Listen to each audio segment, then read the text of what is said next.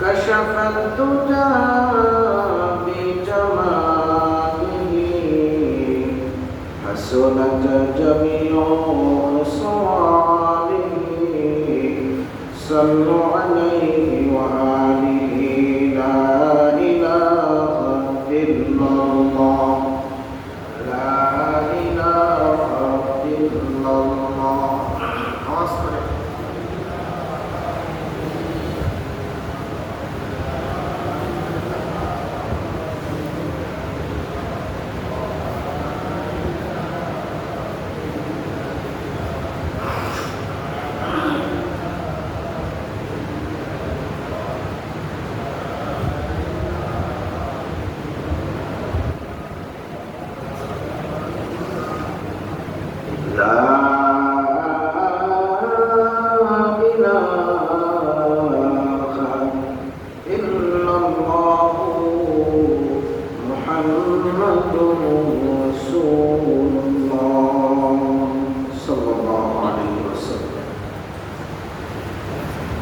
আলহামদুলিল্লাহ,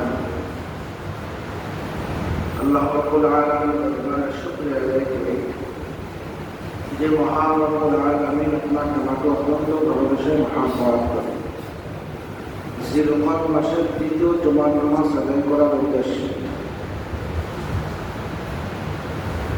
দুনিয়ার সমস্ত ঝামেলা থেকে মুক্ত করে মানসিক শারীরিক সুস্থতা দান করে আল্লাহ সুবহানাহু ওয়া তাআলার ঘরের মেহমান হওয়ার মতো যোগ্যতা তৌফিক দান করেছেন। সেই মালিকের দরবারে উচ্চ আওয়াজে কালিমাতুশ শুকর আদায় করি আলহামদুলিল্লাহ। সম্মানিত মুহতারাম হাজিরিন, আল্লাহ রাব্বুল আলামিন পৃথিবীতে মানুষগুলো পাঠিয়েছেন, প্রত্যেকটা মানুষের দুনিয়াবি চাহিদা দিয়েই পাঠিয়েছে। আল্লাহ রাব্বুল আলামিন দুনিয়ার মধ্যে মানুষের দুনিয়াবি চাহিদাও দিয়েছেন, আবার আখিরাতের চাহিদাও দান করেছেন। মানুষকে সবথেকে শ্রেষ্ঠতম মাখলুক বলা হয় কেন? মানুষকে সব থেকে শ্রেষ্ঠতম মাখলুক এই জন্যই বলা হয় যে মানুষের মধ্যে দুইটা যোগ্যতা রয়েছে। আর আসমান জমিনের যত ফেরেশতা আছে সমস্ত ফেরেশতাদের একটা যোগ্যতা আছে। আর আযাজিল, ইবলিস, শয়তান যারা আছে, এই শয়তানের চেলাফেরা যারা আছে, এদেরও একটা যোগ্যতা আল্লাহ তাআলা দান করেছেন। ফেরেশতাদেরকে আল্লাহ রাব্বুল আলামিন যেই একটি যোগ্যতা দিয়েছেন, আল্লাহ তাআলা ফেরেশতাদের মধ্যে সর্বদা সর্ব অবস্থায় সর্বকারী নেকি করা, সওয়াব অর্জন করা, আল্লাহ তাআলার গুণকীর্তন করা, আল্লাহ রাব্বুল আলামিনের হুকুম আহকামের মধ্যে লিপ্ত থাকার যোগ্যতা দান করেছেন। আর আযাজিলের তথা শয়তানের চালাফেলা যারা আছে, চাই সে মানুষ শয়তান হোক, জিন শয়তান হোক, যেটাকে আল্লাহ তাআলা মানুষ শয়তানের মধ্যে যাকে আল্লাহ তাআলা সিল মোহর করে দিয়েছে, যাকে আল্লাহ তাআলা মোহর দিয়ে দিয়েছে, যেটা ভালো হবে না যদি এমনটা হয়ে থাকে, সেটা হলো মানুষ শয়তান। এই মানুষ শয়তান এবং জিন শয়তানদের আল্লাহ তাআলা একটা যোগ্যতাই দান করেছেন যে এই মানুষটা অথবা এই শয়তান সে কখনো নেকের কাজ চোখে দেখবে না, ভালো কাজ চোখে দেখবে না, ধীরের দ্বারা দিমাগ দ্বারা চিন্তা ফিকির গবেষণা করবে না, সে সর্বদাই গুনাহ করার যোগ্যতা তার ভিতরে থেকে। শয়তান সর্বদাই গুনাহ করতে থাকে, ওর নেকি করার চিন্তা ভাবনা ফিকির ওর ভিতরে আসে না। এই দুই জাতির মধ্য থেকে শ্রেষ্ঠতম জাতি মানুষদেরকে এই জন্য বলা হয়েছে এই মানুষের মধ্যে আল্লাহ রাব্বুল আলামিন দুইটা যোগ্যতা দান করেছেন। এক নম্বর যোগ্যতা হলো এই মানুষ গুনাহ করার যোগ্যতাও আছে, গুনার মধ্যে লিপ্ত হওয়ার যোগ্যতাও এই মানুষের ভিতরে আল্লাহ তাআলা দিয়েছেন। আবার গুনাহ থেকে বাঁচা, গুনাহ থেকে পরিত্রাণ হওয়া, আল্লাহ তাআলার হুকুম আহকামের মধ্যে নিজেকে নিয়োজিত করা, এই যোগ্যতাটাও আল্লাহ তাআলা দান করেছেন। তো বোঝা গেল দুইটা জাতির মধ্যে একটা একটা যোগ্যতা পাওয়া যায়, আর শ্রেষ্ঠতম মানুষের মধ্যে দুইটা যোগ্যতা পাওয়া যায়। এই দুই যোগ্যতার কারণে আল্লাহ রাব্বুল আলামিন মানুষকে আশরাফুল মাখলুকাত বলা হয়। সুবহানাল্লাহ, সুবহানাল্লাহ। এই মানুষদেরকে আল্লাহ রাব্বুল আলামিন পৃথিবীতে জৈবিক কিছু চাহিদা দিয়ে, দুনিয়াবী চাহিদা দিয়ে পাঠিয়েছেন। এই দুনিয়াবী চাহিদার মধ্যে একটা চাহিদা হলো সম্পদ অর্জন করা। দুনিয়ার লোভ লালসার মধ্যে লিপ্ত থেকে দুনিয়ার মধ্যে মত্ত হয়ে দুনিয়া সে কামাই করা, এটাও একটা তার মধ্যে চাহিদা চলে আসে। আল্লাহ রাব্বুল আলামিন বলেন যে আমি তোমাকে যেই রিজিকগুলো দিয়েছি, আমি তোমাকে যেই ইহসান যেই দান করেছি, এটাকে তুমি আমার হুকুমের মধ্যে খরচ করো, আমার হুকুম অনুযায়ী তুমি এটাকে ব্যয় করতে থাকো। যখনই রিজিকের সঠিকভাবে ব্যয় হবে, আল্লাহ তাআলা বলেন ওই রিজিকের শুকরিয়া আদায় করো। আর কোরআনের ভাষায় আল্লাহ রাব্বুল আলামিন বলেন যেই মানুষ আল্লাহ তাআলার কৃতজ্ঞতা আদায় করলো, শুকরিয়া আদায় করলো, ওই মানুষটাকে আল্লাহ তাআলা বলেন আমি আল্লাহ ওই মানুষের যে নিয়ামতের শুকরিয়া আদায় করবে, ওই নিয়ামত আমি আরো বাড়িয়ে দিব। সুবহানাল্লাহ। আর যদি নিয়ামতের শুকরিয়া আদায় না করো, নাফরমানি করো, আর যদি তুমি অকৃতজ্ঞ হয়ে যাও, তাহলে আমি আল্লাহ তোমার নিয়ামত একে একে দিন দিন আস্তে আস্তে করে নিয়ামত তোমার কাছ থেকে ছিনিয়ে নেওয়া হবে। শুধু তাই নয়, আমার আযাব, যন্ত্রণাদায়ক আযাব, কঠিন থেকে কঠিনতর আযাব, শক্তিধর আযাব, যে আযাব দেওয়ার মতো দুনিয়াতেও কেউ নেই, আসমানেও কেউ নেই, এমন আযাব আমি এই আযাব দ্বারা তোমাকে গ্রাস করে নিব। তোমাকে আযাবের মধ্যে শাস্তি উপভোগ করার জন্য, শাস্তি ভোগ করার জন্য তোমাকে আমি জাহান্নামে নিক্ষেপ করব। আল্লাহ রাব্বুল আলামিন বলেন লাইন শাকারতুম লাযীদান্নাকুম ওয়া লাইন কাফারতুম ইন্না আযাবী লাশাদীদ। দুনিয়ার মুসলমান ঈমান দাও, আমার আল্লাহ রাব্বুল আলামিন আমাদেরকে ডাক দিয়া বলেন লাইন শাকারতুম লাযীদান্নাকুম, আমি যে নিয়ামতগুলো তোমাদেরকে দিয়েছি, প্রত্যেকটা নিয়ামত যদি সঠিকভাবে আদায় করে নাও, প্রত্যেকটা নিয়ামত সঠিক কাজে যদি লাগাও, আমি আল্লাহ বলে নিব তুমি আমার নিয়ামতের শুকরিয়া আদায় করে নিয়েছো। আর এর বিনিময়ে আমি আল্লাহ তোমাদেরকে ওই নিয়ামত দিন দিন বাড়িয়ে দিব। সুবহানাল্লাহ। আর যদি নিয়ামতের শুকরিয়া আদায় না করো, নাফরমানি করো, অকৃতজ্ঞ হয়ে যাও, আল্লাহ রাব্বুল আলামিন সূরা আদিয়াতের মধ্যে বলেন আমি মানুষ বড়ই অকৃতজ্ঞ। মানুষকে যতই নিয়ামত দিই, মানুষের দেখতে পায় না, চোখ করে না, আশা ফুরায় না। মানুষের আশা দিন দিন বাড়তে থাকে, বয়স যত বাড়ে আশাও বাড়তে থাকে। কথা বলে ঠিক না? মানুষের বয়স যত বাড়তে থাকে, আশাও বাড়তে থাকে। মানুষের আশা কোনোদিন ফুরায় না। আল্লাহ রাব্বুল আলামিন অন্য আয়াতের মধ্যে বলেন আল্লাহুম তাকাতুর হাত্তা সুরতুমুল মাকাবির। মানুষের আশা ওই দিন ফুরিয়ে যাবে, মানুষের আশা আকাঙ্ক্ষা ওই দিন শেষ হয়ে যাবে, যেই দিন এই মানুষের মুখের মধ্যে কবরের মাটি প্রবেশ করবে, যেই দিন এই মুখের মধ্যে মানুষের মুখের মধ্যে কবরের মাটি ঢুকবে, অর্থাৎ মানুষগুলো যেই দিন কবরের মধ্যে যাবে, মৃত্যুবরণ হয়ে যাবে, তখন বলবে আশা নাই। কিন্তু কিছু কিছু মানুষ এমন রয়েছে যে মানুষগুলো মৃত্যুর সময় এই প্রথম বলে যায়, মনের আশা মনে রইল পূরণ হইল না। আশা কিনা মনের আশা মনে রইল পূরণ হইল না। মানুষের আশা একের পর এক বাড়তেই থাকে, মৃত্যুর কাছে চলে আসে, তারপর আশা শেষ হয় না। ও দুনিয়ার মুসলমান ইমানদার, এই রকমের একটা ঘটনা বুখারীর মধ্যে আসছে। আল্লাহ রাব্বুল আলামিন বনি ইসরাইলের মধ্যে 3 ব্যক্তি রয়েছে, যে 3 ব্যক্তির থেকে আল্লাহ রাব্বুল আলামিন পরীক্ষা করেছিলেন। কি করেছিলেন? আওয়াজ দিয়ে বলে, কি করেছিলেন? পরীক্ষা করেছিলেন। কি রকমের পরীক্ষা করলেন? হঠাৎ করে একদিন জিবরাইল আলাইহিস সালামকে দুনিয়ার জমিনে পাঠিয়ে দিলেন মানুষের আকৃতি দিয়ে। আকৃতি দিয়ে পাঠানোর পরে এই জিবরাইল আলাইহিস সালাম পৃথিবীর মধ্যে বিচরণ করতে লাগলো। বিচরণ করতে করতে এমন একজন মানুষের কাছে চলে গেল, যেই মানুষটার শরীরের মধ্যে কুষ্ঠ রোগ হয়েছে। কি রোগ হয়েছে?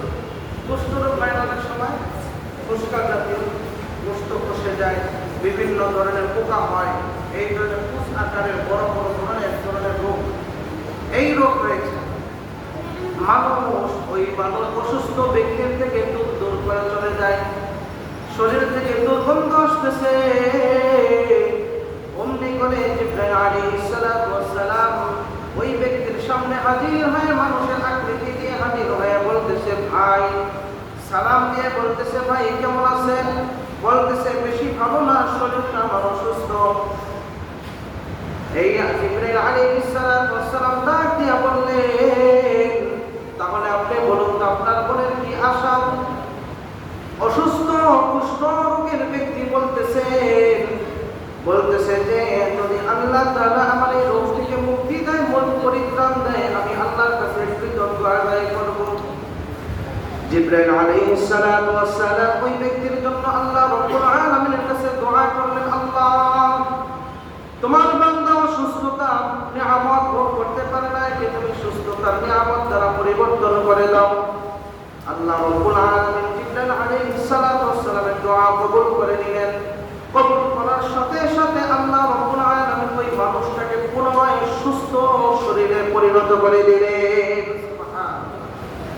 আর দুনিয়ার মুসলমান ইমানদার, শুধু তাই নয়, জিবরাইল আলাইহিস সালাম আবার ঘুরতে ঘুরতে এমন এক ব্যক্তির কাছে গেলেন, যেই ব্যক্তির মাথায় কোনো চুল নাই। যেই ব্যক্তির মাথায় চুল নাই, চুল গজায় না অনেক সময় অসুস্থতার কারণে, অনেক সময় ঔষধের রিঅ্যাকশনের কারণে, অনেক সময় বিভিন্ন ধরনের কারণে আল্লাহ তাআলা মাথার চুল নিয়ে যান। এরকম লোক আছে না? টাক করা লোক, এই টাকওয়ালা মানুষের সামনে চলে গেল, যাবার পরে বলতেছে, ভাই, সালাম দিয়ে বলতেছে, কেমন আছেন? বলতেছে, বেশি ভালো না।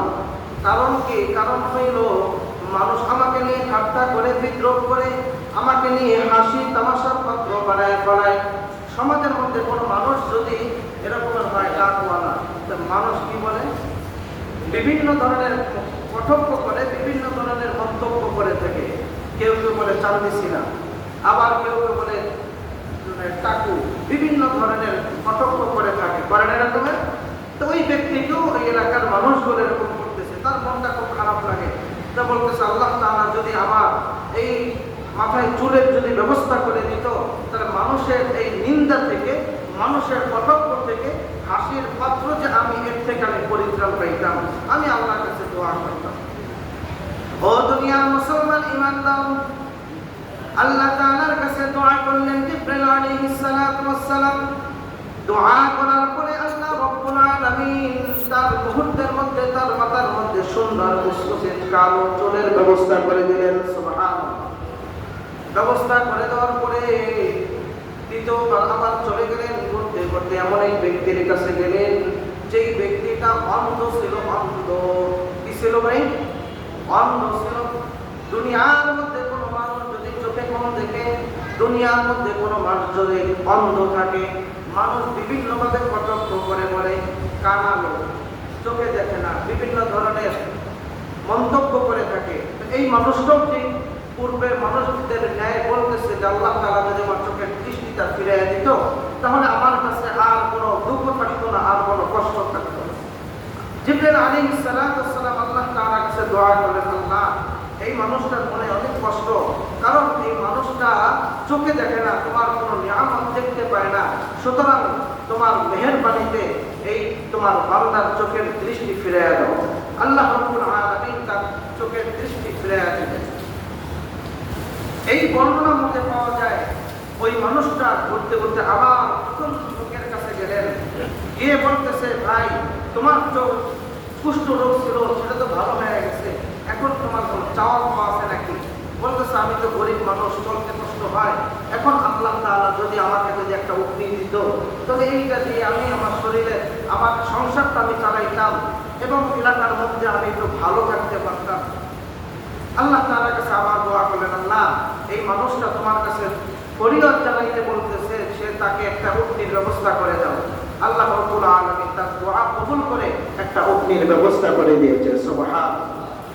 এরপর ঘুরতে ঘুরতে ওই মানুষটার কাছে আবার গেলেন দ্বিতীয়বার, যে বলতেছে তারওয়ালা মানুষটার সামনে যে বলতেছে, ভাই আপনার এখন শরীরটা কেমন? শরীর তো সুস্থ আছে, আমার কেউ আর কটাক্ষ করে না, তবে আমার একটা আশা হলো আল্লাহ তাআলা যদি আমাকে একটা গরু দিত, এই গরুটা দিয়ে আমি আমার সংসার চালাইতাম, দুধ দহন করে খাইতাম, দুধ বিক্রি করতাম, আমার সংসারের একটু আয় উন্নতির ব্যবস্থা হইত। আল্লাহ রাব্বুল আলামিন তার মনের আশা কবুল করে আল্লাহ তাআলা তাকে একটা গাভী দান করলেন। এই গাভীটা একেবারে মানে দুনিয়ায় আসার পরই কিছুক্ষণ পরিয়ে বাচ্চা দিয়েছে, এরকম একটা গাভী দিয়ে দিলেন আল্লাহ তাআলা। সুবহানাল্লাহ। এরপরে ঘুরতে ঘুরতে এই মানুষটা আবার সেই অন্ধ লোকের সামনে চলে গেল। অন্ধ লোকের সামনে চলে গিয়ে বলতেছে, ভাই আপনি কেমন আছেন? আপনার মানসিক অবস্থাটা কেমন? বলতেছে, আলহামদুলিল্লাহ মানসিক অবস্থা তো ভালো, তবে আল্লাহ তাআলা যদি আমার সংসার চালানোর জন্য, আমার পরিবার চালানোর জন্য, আমার ছেলে বিবি স্ত্রী এদেরকে চালানোর জন্য যদি একটা ব্যবস্থা করে দিত, আল্লাহ তাআলা যেটাই দেয় ওইটাই আমার জন্য যথেষ্ট। আল্লাহ তাআলার কাছে দোয়া করলেন, দোয়ার বরকতে আল্লাহ তাআলা তাকে একটা বকরি দান করলেন, একটা ছাগল দান করলেন। এই ছাগল দান করার পরে ওই জিবরিল আলাইহিস সালাম জমিন থেকে চলে গেলেন। কয়েক যুগ চলে গেল, কিতাবের মধ্যে আসছে এক যুগ, অথবা অন্য বর্ণনায় পাওয়া যায় বেশ অনেক বছর চলে গেছে। যাবার পরে হঠাৎ করে আল্লাহ রাব্বুল আলামিন আবার তাদের কাছে পাঠাইলেন পরীক্ষার জন্য। এখন কিসের জন্য ভাই? আওয়াজ দেয়া করে কিসের জন্য? পরীক্ষার জন্য। এখন পরীক্ষা দিতে হবে। পরীক্ষা কি দিবে? জিবরাইল আলাইহিস সালাম ওই প্রথম ব্যক্তির কাছে আবার তৃতীয়বার আসলেন। আসার পরে এসে দেখতেছে যে ওই ব্যক্তির উটনির আর যেই পরিমাণ উট দেওয়া হয়েছিল এখন আর সেই পরিমাণে নাই। এখন তার হিসাব রক্ষক এরকম রাখা হয়েছে, একাধিক হিসাব রক্ষক হয়ে গেছে। তার উটের পানের অভাব নাই, তার আস্তাবরের অভাব নাই, ইস্তাবরের অভাব নাই, তার উটের বিভিন্ন বহর চলতেছে। এখন এই পরিস্থিতি দেখে জিবরাইল আলাইহিস সালাম এখন আসলেন একেবারে ভিখারির বেশে, ফকিরের বেশে, গরিবের হালতে আসলেন। এসে বলতেছে, ভাই আমাকে যদি, আমি অনেক দূর থেকে আসছি, আমার বাড়ি অনেক দূরে, যেতে অনেক সময় লাগবে, এখন আমি যদি যাই আমার কোনো বাহনের ব্যবস্থা নাই, যদি তোমার একটা উট দিতা তাহলে এই বাহনে করে আমি আমার বাড়িতে যেতে পারতাম এবং এর দ্বারা উপকৃত হইতাম। ও দুনিয়ার মুসলমান ইমানদার, এই মানুষটা কি জবাব দিলে জানেন নাকি? কিতাবের মধ্যে আসছে এই মানুষটা এখন অহংকার করে জবাব দিতে লাগলো, আমি তোমাকে কেন উট দেব? এই উটগুলো আমার নিজ যোগ্যতায় হয়েছে, এই উটের স্থাবর যত সম্পত্তি আছে এইগুলো আমি আমার নিজ যোগ্যতায় অর্জন করেছি, আমাকে কেউ দেয় নাই, আমি আমার বাপ দাদা থেকে আগে থেকে ধনী। জিবরাইল আলাইহিস সালাম ডাক দিয়া বললেন, ও ভাই তুমি তো আগে গরীব অবস্থায় ছিলে, তুমি তো অসুস্থ ছিলে, তোমার শরীরের মধ্যে কুষ্ঠ রোগ ছিল, তোমার শরীর অসুস্থ থাকার কারণে আল্লাহ তাআলার কাছে তুমি দোয়া করেছো, দোয়ার বরকতে আল্লাহ তাআলা তোমাকে সুস্থতা দান করেছেন এবং এই উটের বহর আল্লাহ তাআলা তোমাকে দান করেছে। ও দুনিয়ার মুসলমান ঈমানদার, এই মানুষটা অহংকার করে মিথ্যা কথা বলতে লাগলো, না না না, আমার আল্লাহ কখনো আমাকে দেয় নাই এই ইস্তাবার সম্পত্তি, উটের বহর গুলো, উটের পাল গুলো আমি আমার নিজ বেদার মাধ্যমে, নিজ যোগ্যতার মাধ্যমে আমি অর্জন করেছি, আমাকে কেউ দান করে নাই। তখন এই জিবরাইল আলাইহিস সালাম তার সামনে দোয়া করলেন, আল্লাহ আমি এই বান্দার কাছে আমি সাহায্য চাইলাম, ও সাহায্য দিতে রাজি হইল না এবং বলতে লাগলো তুমি নাকি ওকে কোনো সম্পত্তি দাও নাই, ওকে তুমি কোনো সাহায্য করো নাই। আল্লাহ ওই মানুষটা যদি পূর্বে থেকে যদি ধনী হয়ে থাকে তাহলে ওকে একই অবস্থায় রেখে দিও, আর যদি পূর্বে থেকে যদি গরিব হালতে থাকে, পূর্বে থেকে যদি ওর কথার মুখ করে যদি মিথ্যা হয়ে থাকে, তাহলে ওকে তুমি পূর্বে যে অবস্থায় ছিল এই অবস্থায় পুনরায় করে দিও। এই ধরনের ফতোয়া করে চলে গেলেন। জিবরাইল আলাইহিস সালাম কত দূর জবাব করে ওই যে ডাকওয়ালা মানুষটা হয়েছিল, ওই মানুষটার সঙ্গে সাক্ষাৎ হয়ে গেল। সাক্ষাৎ হবার পরে ওই মানুষটার কাছে গিয়ে বলতেছে, ও ভাই তোমাকে আল্লাহ রাব্বুল আলামিন অসংখ্য অগণিত গরুর ব্যবস্থা করে দিয়েছে, ওখান থেকে আমাকে যদি একটা গরু দিতাম আমি তার দুধ দহন করে খাইতাম, সংসারটাও চালাইতাম এবং আমার ব্যক্তিগত পারিবারিক উপকৃত হইতাম। এই মানুষটাও আল্লাহ তাআলা কৃতজ্ঞ করে বলল, না না, এই আল্লাহ তাআলা আমাকে এত সম্পত্তি দেয় নাই, এই সম্পত্তি আমার নিজ যোগ্যতায় হয়েছে, এই সম্পত্তি আমার নিজ যোগ্যতায় আমি ব্যবস্থা করেছি, অর্জন করেছি, সুতরাং তোমাকে আমি একটা গরু দিতে পারবো না। অস্বীকার করে ফেলল। অস্বীকার করার সঙ্গে সঙ্গে জিবরাইল আলাইহিস সালাম আল্লাহ তাআলার কাছে দোয়া করলেন, আল্লাহ এই মানুষটা তোমার অকৃতজ্ঞ বান্দা হয়ে গেছে আর কৃতজ্ঞতা প্রকাশ করে না, সুতরাং সেই মানুষটা যদি অকৃতজ্ঞ হয়ে থাকে, এই মানুষটা পূর্বে যেমন ছিল ঠিক ওই অবস্থায় তাকে পরিণত করে দাও। এরপরে জিবরাইল আলাইহিস সালাম ঘুরতে ঘুরতে ওই মানুষটার কাছে চলে গেল, যেই মানুষটাকে আল্লাহ রাব্বুল আলামিন একটা নয় দুইটা নয় অসংখ্য ছাগলের পাল দান করেছিলেন, বলি সুবহানাল্লাহ, অসংখ্য ছাগলের পাল দান করেছে। আর এই মানুষটার কাছে গিয়ে জিবরাইল আলাইহিস সালাম বলতে লাগলো, এ ভাই আল্লাহ তাআলা তোমাকে এতগুলো ছাগলের পাল দিয়েছে, তুমি এর কাছ থেকে যদি একটা ছাগল যদি আমাকে দিয়ে দাও তোমার কোনো ক্ষতি হবে না, আমি এই ছাগলটা দিয়ে উপকৃত হব, আমি দুধ দহন করে পান করব, সংসার চালাইবো, দুধ বিক্রি করব। যদি তুমি আমাকে দাও আল্লাহ তাআলা তোমাকে আরো বারাকাত দান করবে। এই দোয়া করার সঙ্গে সঙ্গে এই মানুষটা আল্লাহ তাআলার প্রশংসা আদায় করে বললেন, আলহামদুলিল্লাহ সুম্মা আলহামদুলিল্লাহ, আল্লাহ তাআলা আমাকে অসুস্থতা থেকে সুস্থতা দান করেছেন। শুধু তাই নয়, আল্লাহ তাআলাই আমাকে এই সম্পত্তি দান করেছেন, তোমার যত খুশি তত তুমি নিয়ে যাও। সুবহানাল্লাহ। ও দুনিয়ার মুসলমান ঈমানদার, এই জিবরাইল আলাইহিস সালাম কোন সম্পত্তি নেওয়ার জন্য আসে নাই। জিবরাইল আলাইহিস সালাম কোন মানুষের কাছ থেকে কোন স্থাবর সম্পত্তির মালিক হওয়ার জন্য আসে নাই, শুধুমাত্র পরীক্ষা করার জন্য এসেছিল। আর পরীক্ষা করে যখন দেখলেন এই মানুষটা আল্লাহ তাআলার প্রশংসা আদায় করতেছে, পূর্বের কথাও স্মরণ করে দিল, তখন আল্লাহ তাআলার কাছে জিবরাইল আলাইহিস সালাম দোয়া করলেন, আল্লাহ এই মানুষটা তোমার কৃতজ্ঞ বান্দা, তোমাকে ভুলে নাই, তোমাকে স্মরণ করে রেখেছে আজও পর্যন্ত, সুতরাং এই স্মরণার্থে তুমি তার সম্পত্তির মধ্যে, তুমি তার এই সম্পদের মধ্যে দিন দিন বারাকাত দান করো। এই দোয়া করে চলে গেলেন। যাবার কয়েকদিনের মাথায় আস্তে আস্তে ধীরে ধীরে পূর্বের দুইজন ব্যক্তি পূর্বের অবস্থায় চলে গেল।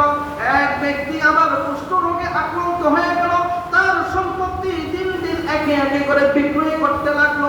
একে একে বিক্রয় করতে করতে সে আবার পথের ভিখারি হয়ে গেছে। আর ওই তাকওয়ালা মানুষটাও আল্লাহ কৃতজ্ঞ প্রকাশ করার কারণে ওই মানুষটাকে আল্লাহ তাআলা পথের ভিখারি বানায়া দিছে।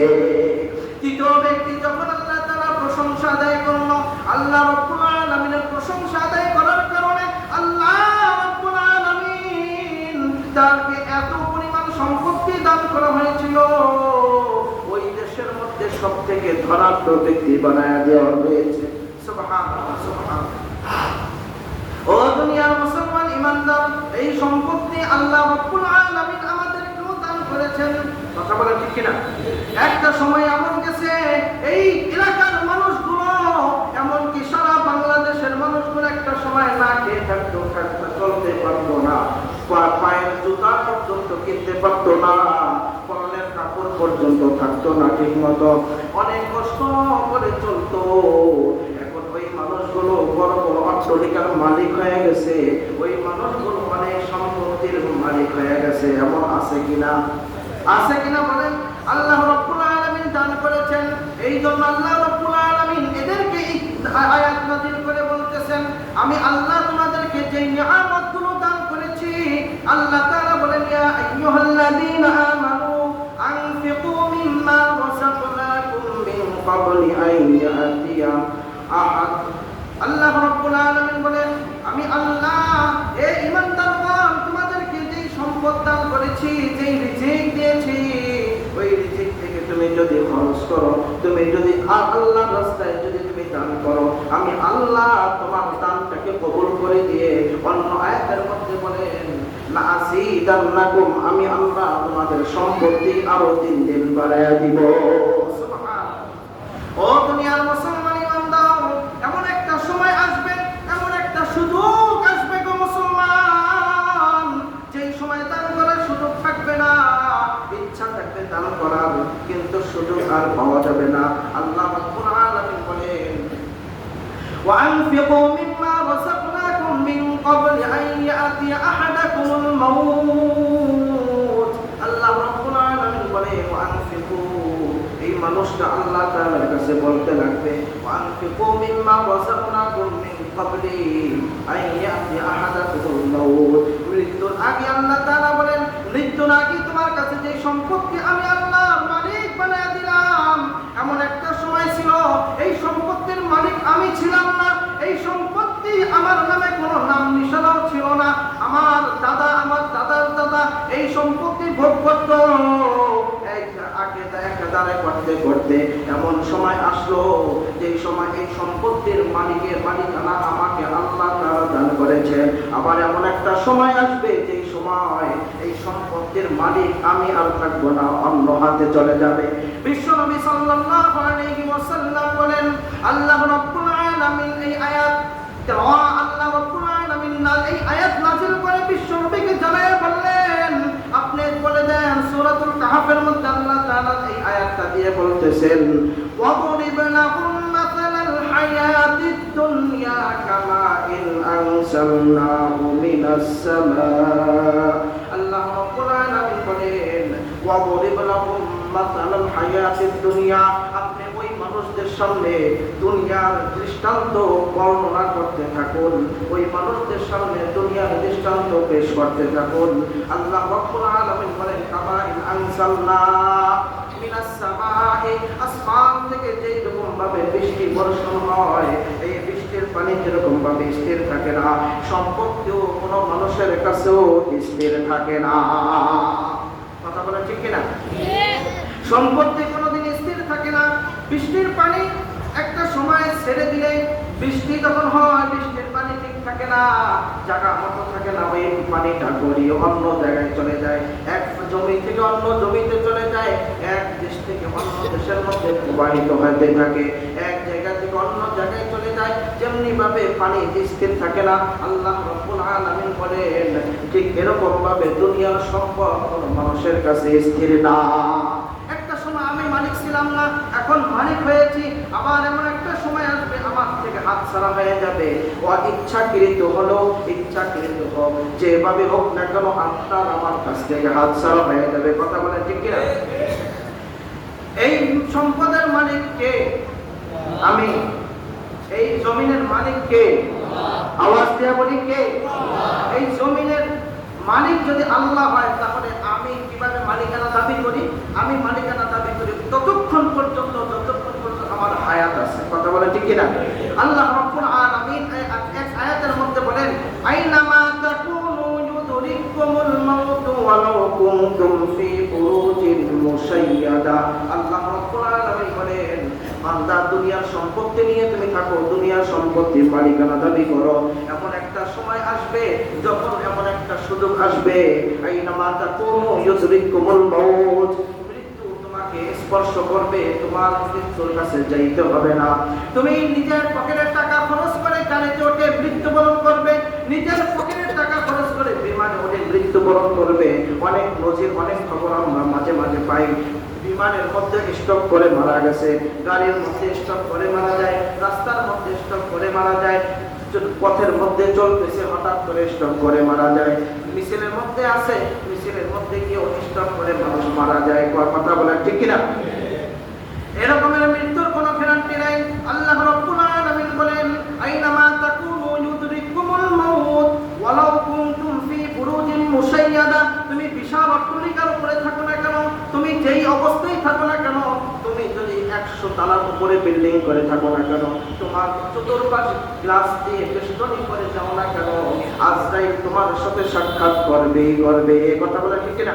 ও দুনিয়ার মুসলমান, এই জন্য আল্লাহ রাব্বুল আলামিন বলেন, আল্লাহ রাসূল সাল্লাল্লাহু আলাইহি ওয়াসাল্লাম বলেন, ইদা মাতাল ইনসান, পৃথিবীর মধ্যে মানুষ যখন মারা যায়, আপনি আমি যখন মারা যাব, মারা যাবার পরে আল্লাহ রাসূল বলে, ইন কাতা আনহু আমালুহু, আপনার আমার কাছ থেকে যত আমল করার শক্তি ছিল, যত আমল করার যোগ্যতা ছিল, সব আমল যোগ্যতা হারিয়ে ফেলবে।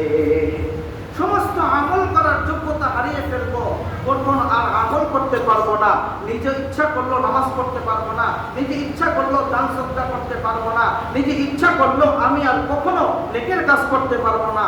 এই জন্য ওই সময় আল্লাহ তাআলার কাছে এই মানুষগুলো আরজি করে বলবে, ফায়াকুলু রাব্বি লাউলা আখরতানি ইলা আজালিন করিব, আল্লাহ আমাকে একটু সুযোগ দেন, আমার সম্পত্তি যা আছে এখান থেকে তোমার রাস্তায় ব্যয় করে আসবো। আমাকে যেই রিজিক দিয়েছিলেন আমি তো ব্যয় করতে পারি নাই, আমি অহংকার বশত করতে পারি নাই, আমি মানুষের ধোঁকায় করে করতে পারি নাই, দুনিয়ার লোভে করে করতে পারি নাই, নিজের খায়েশাতের জন্য করতে পারি নাই, আমি তোমাকে ভুলে গিয়েছিলাম, আল্লাহ একটু সুযোগ দাও না। ফায়াকুলু রাব্বি লাউলা আখরতানি ইলা আজালিন করিব, আল্লাহ তুমি একটু সুযোগ দাও না, আমি আবার আমার সম্পত্তিগুলো দান করে আসবো। যদি আপনারা বুঝে থাকেন বলেন তো, এই সুযোগ কি আল্লাহ দিতেও পারে? দিবে কিনা? আওয়াজ দিয়া বলেন, দিবে কিনা? দিবে না। আল্লাহ তাআলা বলবেন, ফাআসসাদদাকা ওয়া আকুম মিনাস সালিহিন, তুমি তো দান করো না, ফাআসসাদদাকা, ওই মানুষটা বলবে, আমি যদি সুযোগ দাও, ফাআসসাদদাকা, আমি সদকা করে আসবো, আমি দান করে আসবো তোমার জন্য, ওয়া আকুম মিনাস সালিহিন, এবং সালিহিনদের অন্তর্ভুক্ত হয়ে যাব, নেককার মানুষদের অন্তর্ভুক্ত হব, ভালো মানুষদের নিকট অন্তর্ভুক্ত হয়ে যাব। আপনারা আওয়াজ দিয়া বলেন, এরপর কি সুযোগ আর থাকবে? থাকবে নাকি? থাকবে না। তো কখন সেই সুযোগ? যতক্ষণ পর্যন্ত আপনার আমার হায়াত আছে। কথা বলেন ঠিক কিনা? আল্লাহ রাব্বুল আলামিন এই জন্য আমাদের কাছে যে সম্পত্তিগুলো দেন, আমাদের কাছে যে রিজিকগুলো দেন, এই রিজিকগুলো দেওয়ার মালিক কে? আওয়াজ দিয়া বলি কে? আল্লাহ তাআলা মালিক। আল্লাহ দেওয়ার রিজিক আল্লাহ রাস্তায় ব্যয় করব। অনেক মানুষ আছে, যদি বলে গানের জন্য দিতে পারবা কিনা, গানের জন্য দিব 5 লাখ, গানের জন্য দিব 10 লাখ, আর যদি মসজিদের জন্য বলা হয় তাহলে কি বলে? দাও 10 টাকা নিয়ে যাও। আছে কিনা এরকমের? যদি একটু মনটা কোনো রকম যদি একটু বাড়াইতে পারে, তাহলে কিন্তু 100 টাকা দিয়ে দিলাম, খুশি হয়েছেন যে হুজুর 100 টাকা দিছি। অথচ কিছুক্ষণ পরে গানের জন্য আসলে, অথবা পরের বছর কোনো একটা অন্য কোনো সামাজিক অনুষ্ঠানের জন্য আসলে, তা বলে যে কোন গায়কে আনবা, কিভাবে করবা আমাকে একটু জানাও, আমাকে ভুলা যাও না, আমি কিন্তু তোমাদের সাথে আছি। কথা বলেন ঠিক কিনা? এরকমের বলে, তখন কি বলে? আর যদি নেতা হয়, মাশাআল্লাহ, এই নেতার মাধ্যমে যদি বলে আগামীতে আপনাকে নির্বাচিত করবো আমাদের এলাকা থেকে, আমাদের এলাকায় এরকম অনুষ্ঠান হচ্ছে, আপনি কি দেবেন আমাদের জনগণের জন্য বলেন। তো নেতাই আর বলতে হয় না, আচ্ছা যাক ওই প্যান্ডেল করতে যা লাগবো এবং মাইকের যা দরকার, অথবা যে 2টা গায়িকারে যা দিবা ওইটা আমি দিয়ে দিব, যাও। কথা বলে ঠিক কিনা? এরকম আছে কিনা? সমাজে আছে কিনা? গানে দেওয়ার জন্য রাজি, সামাজিক গুনার কাজের জন্য দেওয়ার রাজি, নেকের কাজে দেওয়ার জন্য মানুষ অতটা রাজি হয় না। কারণ এটার দ্বারা তার নাম হয় না, এটার দ্বারা তার নিজের কোনো দুনিয়াবি কোনো লাভবান আসতেছে না। আল্লাহ তাআলা বলেন, আমার সাথে বাকি লেনদেন করবা, আমি বাকিতে দিব, তুমি দুনিয়াতে দিবা, আমি আল্লাহ তোমাকে আখিরাতে দিব। কিরকমের দিব? আল্লাহ তাআলা কোরআনের ভাষায় বলতেছেন, মান জাআ বিল হাসানাতি ফালাহু আশরু আমসালিহা। তুমি যদি বান্দা আমার জন্য 1 টাকা যদি তুমি দান করো, একটু বিন্দু যদি দান করো, একদিন যদি খরচ করো, একটা মুহূর্ত যদি আমার জন্য সময় ব্যয় করো, এই যে আপনারা সময় ব্যয় করে এখানে বসে আছেন, ইচ্ছা করলে নাও আসতে পারতেন, ইচ্ছা করলে দুনিয়ার কাজে লাগাইতে পারতেন, ইচ্ছা করলে কোনো গুনার কাজে লাগাইতে পারতেন, বাদ দিয়ে আপনি আল্লাহর কাজে লাগাইলেন। আল্লাহ তাআলা বলেন, এই সময়টাকে, এই অর্থটাকে, এই দানের বিনিময়টা আমি আল্লাহ 1 নয় 2 নয় 10 গুণ বাড়িয়ে দেব। কত গুণ বাড়িয়ে দেব? কে বলছেন? আল্লাহ তাআলা বলছেন। এবং আল্লাহ তাআলা বলেন, মান জা বিল হাসানাতি ফালাহু আশরু আমসালিহা। প্রত্যেকটা নেকের কাজ, প্রত্যেকটা গুনাহের নেকের আমলগুলো, প্রত্যেকটা সওয়াবের আমলগুলো, চাই যেটা হোক না কেন, এই আমলগুলো আমি আল্লাহ 10 গুণ বৃদ্ধি করে দেব। এটা হলো একটা আমাদের বোঝার জন্য একটা নির্দিষ্ট একটা সীমা দেওয়া হয়েছে, কিন্তু এতটা নয়, এর থেকে আল্লাহ আরো বাড়ায় দিতে পারেন কিনা বলেন? বিগয়রে হিসাব দিতে পারেন কিনা বলেন? আল্লাহ তাআলা এরপরে বলেন, ওমান জাআ সাইয়্যাতি। আর যদি কোনো বান্দা যদি গুনাহ করে, এই গুনার বিনিময় যেই গুনাহ করেছে ওই সমপরিমাণ তাকে দেওয়া হবে, বাড়তি কোনো দেওয়া হবে না। ওয়াহুম লা ইউজলামুন, তার উপরে কোনো জুলুম করা হবে না। আমরা দেখেন, এই যে এত সুন্দর আলোচনা শুনলাম, বা যেই কথাগুলো, এই কথাগুলো আমরা আগে থেকে জানতাম না? জানতাম কিনা? অনেকে জানতাম, কিন্তু দিলে আমরা ফিট করতে পারি নাই, দিলে আমরা লাগাইতে পারি নাই, যার জন্য আমরা আমলে আনতে পারতেছি না। এখন আসেন, আমাদের মসজিদে কিছু কাজ চলতেছে, আমরা সকলেই সচক্ষে দেখতেছি। কথা বলেন ঠিক কিনা? হ্যাঁ, সচক্ষে আমরা দেখতেছি আমাদের মসজিদে কিছু কাজ চলতেছে। এই কাজ চলার দ্বারা আপনারা কি খুশি না বেজার? কম না বেশি? এই যে একে একে আস্তে আস্তে করে আগাইতেছি আমরা, তো ধীরে ধীরে যেন পুরো কাজটাকে সম্পন্ন করতে পারি, নিচতলা করে আল্লাহ তাআলা যেন দোতলার উপরেও কাজ কমপ্লিট করার তৌফিক দান করে, সকলে বলে আমিন। তবে এই মুহূর্তে আমাদের যে ক্যাসেট লাগানো হয়েছে, যেই দোকান থেকে আমরা ক্যাসেটটা বানাইছি, এই ক্যাসেটের যেই দাম